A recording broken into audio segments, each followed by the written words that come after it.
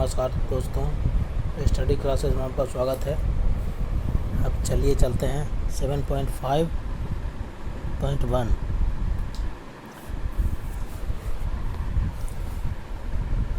सामाजिक समझौता सिद्धांत का इतिहास।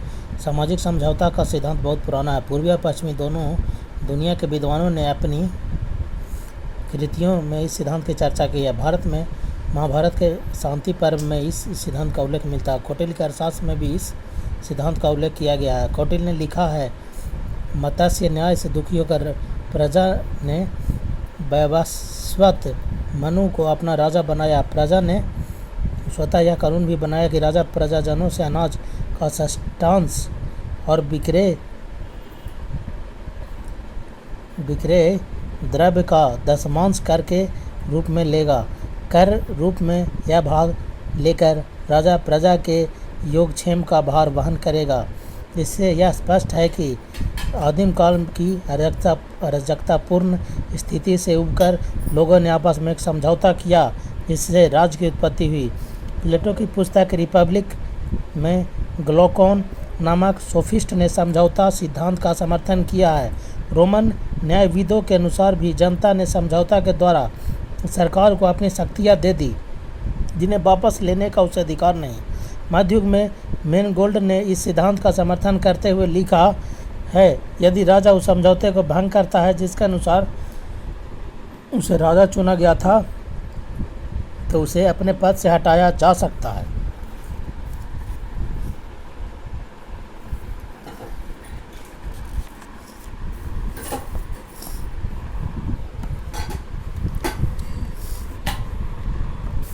सोलहवीं और 17वीं सदियों में इस सिद्धांत के काफ़ी प्रचार हुआ। हुकर पहला चिंतक था जिसने इस सिद्धांत की वैज्ञानिक और तर्कपूर्ण व्याख्या की। 1610 ईस्वी में अल्थुसियस ने राज्य को समझौता का परिणाम माना। 1695 ईस्वी में डच न्यायाधीश हुगो ग्रोसस ने भी अपनी कृतियों में इस सिद्धांत का समर्थन किया। 17वीं शताब्दी के उत्तरार्ध में प्यूफेनडॉर्फ के अनुसार मनुष्य ने दुखमय आदिम अवस्था से छुटकारा पाने के लिए समझौता द्वारा राज्य की स्थापना की, लेकिन इस सिद्धांत का प्रबल समर्थन 17वीं शताब्दी में हॉब्स 1588 से 1679 और लॉक 1632 से 1704 तथा 18वीं शताब्दी में रूसो 1712-1778 ने किया। इन तीन विद्वानों ने समझौता सिद्धांत का काफ़ी प्रचार प्रसार किया। 18वीं शताब्दी में सामाजिक समझौता का सिद्धांत अपनी प्रगति की चरम सीमा तक पहुंच पाया गया, लेकिन रूसो के बाद इस सिद्धांत का ह्रास होने लगा। फ्रेंच विद्वान मॉन्टेस्क्यू 1689 से 1755 एवं ब्रिटिश चिंतक ह्यूम 1711 से 1776 तथा बर्फ 1729-1797 ने इस सिद्धांत की तीखी आलोचना कर इसकी धज्जियां उड़ाई दी।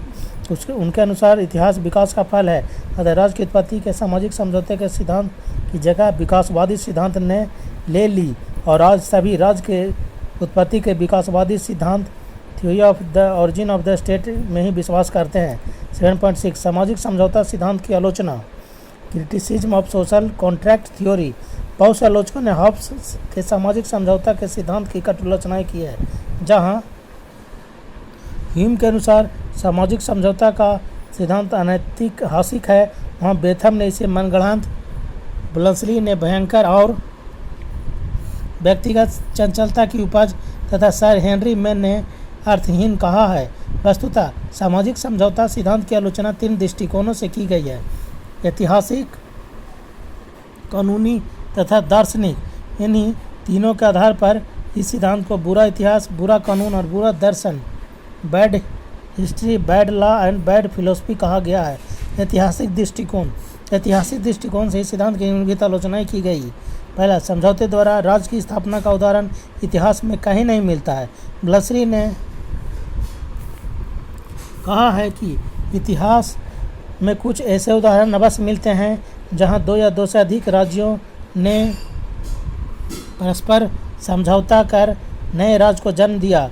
ऐसे भी कुछ उदाहरण हैं जहां राज्यों ने विशेष वर्गों के साथ समझौता कर नए विधानों को लागू किया, परंतु ऐसा एक भी उदाहरण नहीं मिलता जहां एक व्यापारिक संस्था की भांति नागरिकों ने राज्य की स्थापना की हो। दूसरा, यह सिद्धांत प्राकृतिक अवस्था पर आधारित है।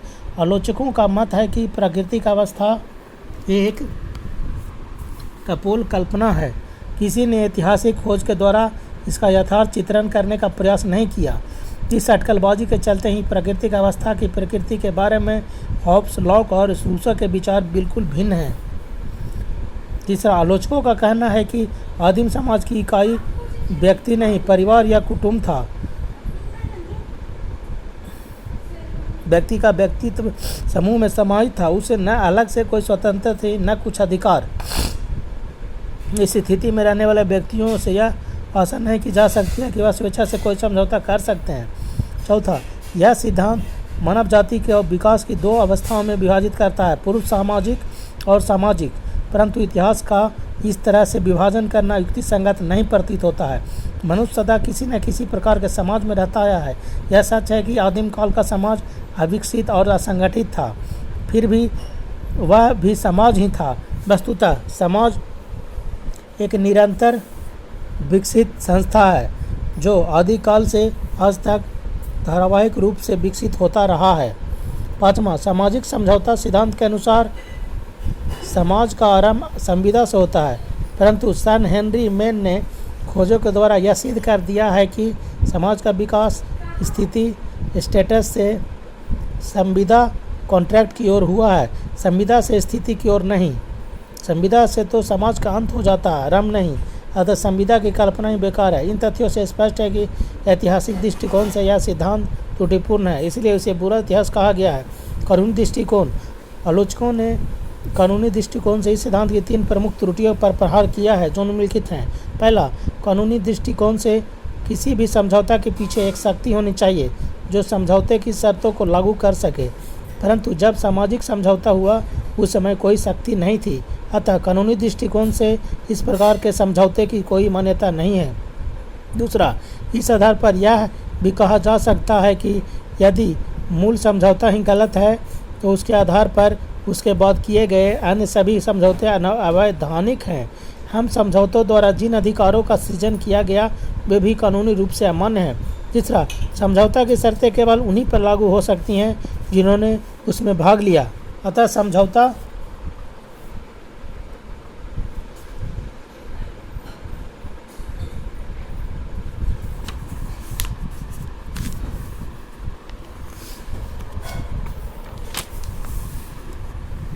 उन लोगों की मृत्यु के साथ समाप्त हो जानी चाहिए जिसमें उन्होंने उसमें भाग लिया। भावी पीढ़ी पर कानूनी दृष्टि से वह समझौता लागू नहीं हो सकता है। ऐसा करने का अर्थ है आम खाए कोई और दांत खट्टा हो किसी दूसरे का। इन तीनों त्रुटियों के आधार पर इसे बुरा कानून कहा गया है।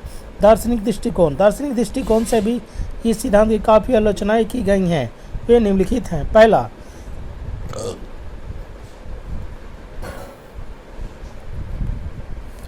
समझौतावादी चिंतकों ने मानव स्वभाव का जो वर्णन किया है वह गलत है।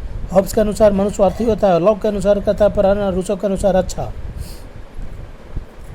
परंतु ये सभी एकांगी और दोषपूर्ण है। मनुष्य में अच्छाई और बुराई दोनों होती है। अच्छा आदमी भी कभी बुरा काम कर लेता है, बुरा आदमी भी अगर अच्छा हो जाता है। महर्षि व्यास ने महाभारत में सच ही कहा है, कोई भी सद्गुण इतना भला और समर्थ नहीं होता कि वह सभी समय में सदाचारी तथा चरित्रवान बना रहे, और कोई भी पापी इतना बुरा नहीं होता कि वह सदा पाप के अंधकार में भटकता रहे। विश्व में कोई भी मनुष्य ऐसा नहीं है जिसने भला और बुरा दोनों कर्म नहीं किया हो। दूसरा, सामाजिक समझौता के सिद्धांत में तार्किक विरोधाभास है। यदि प्राकृतिक अवस्था के मनुष्य इतने असभ्य और जंगली थे जैसा कि हॉब्स ने उनका चित्रण किया है, तो वे समझौते द्वारा राज्य की स्थापना नहीं कर सकते थे। यदि वे राज्य की स्थापना कर सकते हैं तो उन्हें असभ्य और जंगली नहीं कहा जा सकता है। तीसरा, अधिकारों और कर्तव्यों का आविर्भाव समाज में ही होता है, समाज से बाहर नहीं। परंतु समझौता सिद्धांत समाज से उत्पन्न होने से पूर्व अधिकारों की कल्पना करता है, जो कि असंभव है। इसलिए ग्रीन ने सच ही कहा है, प्राकृतिक अवस्था में जब समाज नहीं था, प्राकृतिक अधिकारों का विचार विरोधाभास है। चौथा, इस सिद्धांत के अनुसार राज्य कृत्रिम संस्था है जिसका निर्माण व्यक्तियों ने स्वेच्छा से आपस में समझौता कर किया। इस प्रकार इस सिद्धांत की मान्यता है कि राज्य की सदस्यता व्यक्ति की इच्छा पर निर्भर करता है, परंतु वास्तविकता यह है कि राज्य की सदस्यता स्वाभाविक और अनिवार्य है। जिस प्रकार जन्म के साथ ही हम किसी परिवार के सदस्य हो जाते हैं, उसी प्रकार हम स्वाभाविक और अनिवार्य रूप से राज्य के सदस्य होते हैं। बर्क ने ठीक ही कहा है, राज्य को काली मिर्च और कहवा, वस्त्र या तंबाकू अथवा ऐसे ही निकृष्ट व्यापार की साझेदारी के समझौते के समान नहीं समझना चाहिए, जिसे क्षणिक स्वार्थ की पूर्ति के लिए संपन्न किया जाए और साझेदारों की इच्छा से भंग कर दिया जाए। इसे श्रद्धा की दृष्टि से देखना चाहिए, क्योंकि यह क्षणिक तथा नाशवान अश्लील पाशविक जीवन की आवश्यकताओं की पूर्ति के लिए की गई साझेदारी नहीं है। यह समस्त विज्ञान में, समस्त कला में, प्रत्येक सद्गुण में एवं समस्त पूर्णत्व में एक साझेदारी है। चूँकि ऐसे साझेदारी के लक्ष्यों को कई पीढ़ियों में भी प्राप्त नहीं किया जा सकता, इसलिए ऐसे साझेदारी न केवल उन लोगों में की जाती है जो जीवित हैं, बल्कि उनमें भी की जाती है जो मर चुके हैं और जन्म लेने वाले हैं।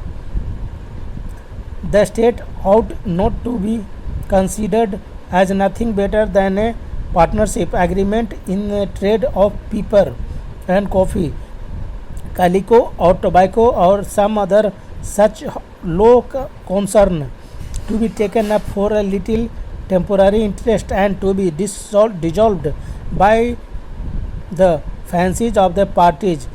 It is to be looked on with reverence. It is partnership in all science, a partnership in all art, a partnership in every virtue and in all perfection.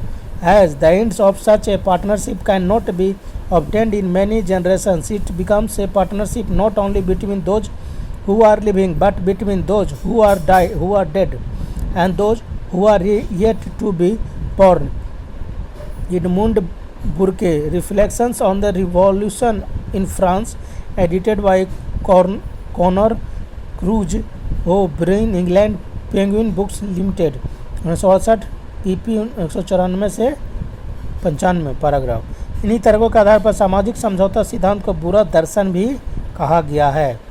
ठीक है दोस्तों, अभी यहीं तक, अगले एपिसोड में आगे। जय हिंद।